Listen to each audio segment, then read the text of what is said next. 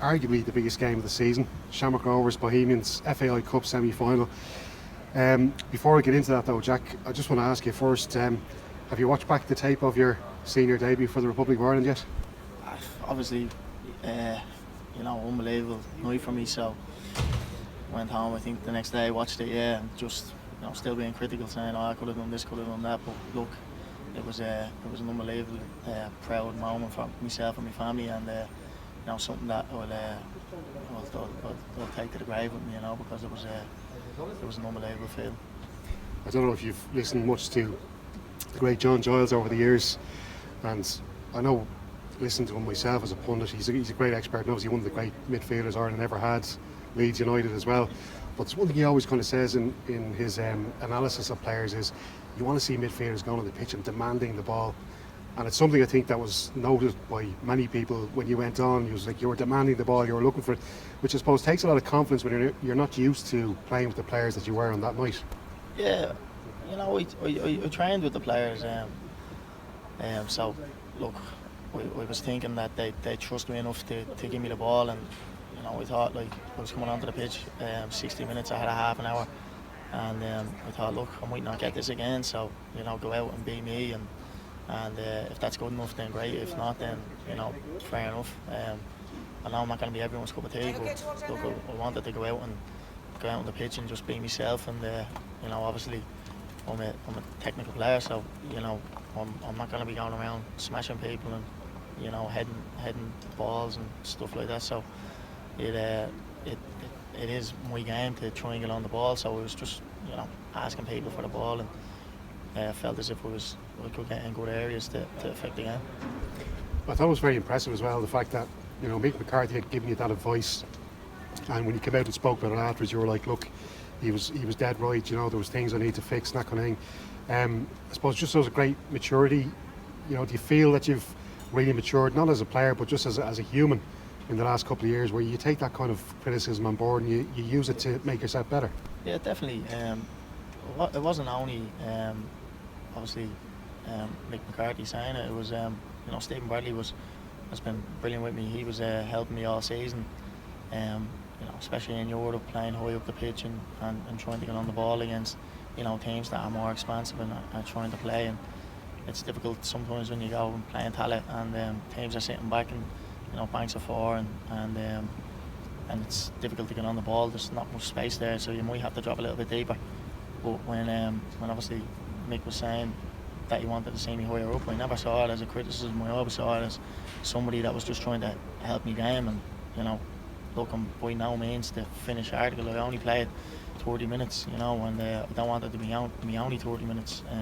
So any advice that he can give me, and Robbie can give me, and Terry Connors and stuff like this is invaluable to me. So I'm obviously gonna listen to it and try and help me bring myself to the next level, because I understand that a lot of them players that are playing for Ireland are playing at a much higher level than me. So if he's saying stuff to me to try and help me, then look, it's only for my own benefit. That's Robbie Keane you mentioned there as well. Just out of interest, him being a Tallaght native himself, what kind of advice did he give you when he was with you in the squad? Well, he played in the number 10 as well, so just giving me advices when not to run, when to just hold your position, stand still, don't try not to run myself out of the game, because sometimes you can be too eager to get on the ball. So look, there's no better person to learn from than Robbie, especially for someone like myself who plays in that kind of number 10 position. So the advice that he's given me, and even when I was on the pitch, and he'd be saying certain stuff to me, just even when I was in the game, he doesn't have to do that. So for him to take the time out to try and help me and to try and improve my game is something I'm really grateful for. I know, speaking to some former Irish internationals, that Mick McCarthy might sometimes just give you a phone call maybe a week or two after match. Have you heard from him since? Or yeah, he texted me saying congrats on the debut, and thanks for the week, and he didn't have to do that, so I just think it shows the kind of man he is, that he would take the time out to text somebody. I think he obviously knew how much it meant to me, and it was obviously really nice touch that he did message me and say, congratulations. And that must give you the real determination into, try and impress over the next few weeks and make that squad for the qualifiers coming up. Yeah, I'm not really thinking, man. I'm just trying to, just coming back down to earth after what happened. I was mad a couple of weeks. But look, it's such a big couple of weeks for the club, for the fans, from my own family as well. Coming to watch games all season, now they get to come and watch a semi-final in Daly, man, with a chance of us to get to obviously a cup final here in the Aviva. So look, it's such a big week for the club, and I think we've approached it properly. We've played strong sides in all the games, which you should, because you should respect the league, and we're not just looking at the cup. But obviously, you want to get to a cup final. You want to be here, come November. So, look, we're working hard. We're trying hard. So, hopefully, we can just get a bit of luck now on Friday. Yeah, I think people were surprised maybe that there weren't more changes made for that game against Dundalk. But look, although mathematically it looked pretty difficult for Rovers to try and overtake Dundalk, still mathematically you weren't out of it. You have to go, and you can't just go to Oriel Park and lie down. No, you can't just lie down. I don't think it'd be shown the league. Respect, it wouldn't be shown. You know what I mean? So it's one of those things that we wanted to go and win the game. It was a game of football. Every game of football you go into, you should be thinking we want to go and win this game and give a good account of ourselves. People are saying full strength. We play full strength, yeah, but we've got loads of players that, if there's people struggling, they can come into the side on Friday, and I'm sure the manager would trust them as much as he trusts anybody. So would the players that are playing there. So look, we had players like Greg Bulger, Dylan Watts, even Neil Ferrugia on the bench again. That obviously didn't start the game on Friday, but would have no problems coming into our team. So look, it's a squad game, and look, we wouldn't be where we are if it wasn't for the squad. So I don't think there's a certain 11 that go out onto the pitch and say, right, that's the 11 that is going to play. I think we've got a squad of players that we picked from, and managers obviously picked on Monday night what he thought was the best to go and win that game, and he'll do the same on Friday, I'm sure.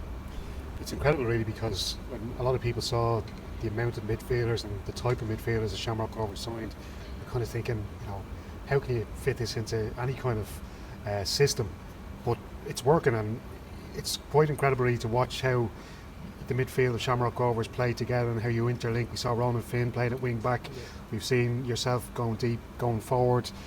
Gary O'Neill has been a revelation as well. There's a lot of attention on Neil Ferrugia signing. Gary O'Neill has been absolutely fantastic. Does Stephen Bradley give you much licence just to is there a real structure to Shamrock Rovers play, or do you as players have freedom within that system? Well, we know we have to work hard to get the ball back and work from our shape. But look, he obviously gives us a platform from the shape to go and get the ball and to go and hunt the ball. And look, when we lose it, it's 11 players then working to get the ball back, and if someone's out of position because they're trying to get on the ball, then someone will fill in. And look, he gives us that freedom. He was a good player himself, so I think he gives us that freedom that go and get on the ball, go and hunt the ball, but let's not get away from, we've got jobs to do when we do lose the ball. And I think that's our strength. Our strengths are, when we lose the ball, to try and get it back really quickly, and then hold teams when they're out of position. And he's told you to shoot more as well, hasn't he? Yeah, he has. Yeah. Hopefully, he can get a few more goals now towards the end of the season. But look, he's been unbelievable for me since I've come back, and he's given me an unbelievable platform. So look, I'm very grateful for the club and what they've done for me. But the coaching staff there have been. Look, I can't thank them enough, because it wasn't so long ago that I wasn't doing so well. Look, not saying that I'm pulling up trees now or whatever, but it's gone better now since I've been around good people like them. As a squad, are you all happy that the hoodoo was broken before this game? You probably wouldn't have wanted to be going into this game with Daly with that kind of pressure on you as well. Yeah, but look, they're games of football, and in every game of football you need a bit of luck and you need things to go your way, and things obviously weren't going our way before, obviously, the game in Tala, but look, they're a very good side. As I said before, they've got good players like Daniel Mandrew, Darrell Leahy playing in Ireland 21s. They're a very good side. So they're energetic and they've got good experienced players. So look, it's gonna be a tough game, but it's gonna be a good game. I think it's gonna be a good game for Irish football. Do you know what I mean? These are the games you want. You want in the league, and obviously the cup. A semi-final at Daily Mount in front of a packed house. I'm sure they would have sold it out, 2 or 3 times over if they had the option to do that. So look, there's going to be people obviously disappointed they can't come to this game, which you can't say for a lot of games in Irish football. So it's going to be a great night. So look, hopefully we can just we can do well and work as hard as we can to get a result. Just looking though at Stephen and his coaching staff after that full-time whistle went to Tallaght Stadium when you beat Bohemians, he couldn't hide his relief really. I think it was kind of hanging over him a little bit that he wasn't able to get that win as a coach over your biggest rivals. Did you get that sense that there was a real weight off Stephen's shoulders after that game? No, we were going for a league at the time, so we obviously the 3 points was important for us to keep tabs on Dundalk. I don't think it was really. Look, we've only played against Bows 4 times since I've been here, so I don't really know the full ins and outs of what was going on or whatever. Obviously, we've got the win in Tallaght, and it obviously means a lot to the fans, and because there's so many people turned up for the game in Tallaght and showed support. So look, I think it was just one of those things. I think he's just happy that we got the 3 points and that we could obviously stay as close as we could to Dundalk at the time. So 2 quality sides like yourselves going up head to head, as we've seen in every game. No team's going to dominate the whole 90 minutes, and I think even the victory that you got at Tallaght Stadium, Bohemians definitely came into that game in the second half and arguably probably played better in the second half than Shamrock Rovers. So does that as well, I suppose, leave something in the back of your mind saying, we really cannot take anything for granted in this game, and that you have to make the most of your dominant periods in the game?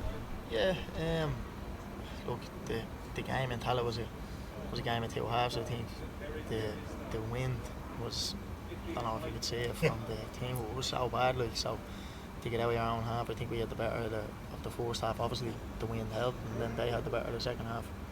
When it switched around, the wind helped them as well. So it was a strange game. But look, you've got to take your chances when you're on top in these games. You might only get 1 or 2 chances, it might even be a half chance. So it's just going to come down to a little bit of luck, or somebody being in the right place at the right time and getting a goal.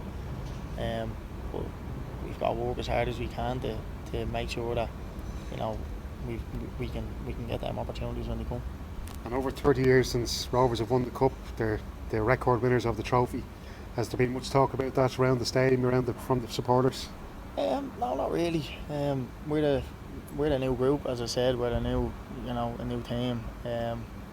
So we're just trying to make our own pieces of history and trying to make the club proud and make ourselves proud. And we think the manager obviously he's been on to us about winning a trophy, and it's a cup semi-final, and we want to leave a legacy, and you've obviously got to win trophies to do that. And look, you played in Holland, you played in England, you played in Ireland now. Where does the Dublin Derby rank regards to atmosphere? Like, you walk out onto that pitch, both sets of fans having a right pop off each other, there's smoke blowing everywhere. It's just, the atmosphere is so intense. Where does it rank in all the games you played in all 3 countries? Yeah, I've played in loads of derbies. Sorry, Scotland as well, as you mentioned. Yeah, I've played in loads of derbies. I was in Holland, played Camborne against Hearn that was brilliant. I think the training session before the game, we used to have 5,000 fans at the training session. So look, it's great. It's the biggest game in Irish football, and obviously being a cup semi-final is going to make it a little bit more obviously hostile and intense. But look, you've got to go out on the pitch and do your job. But obviously it's a massive game, and I think everybody involved in it's just really looking forward to it, because it's going to be a good advertisement for football in Ireland. I think Steve Paddy might want to close off the car park to Roadstone over the next couple of days. Yeah, I think so. Look, hopefully there's no spy gate there. Great stuff, Jack, and best luck in the game. Thanks.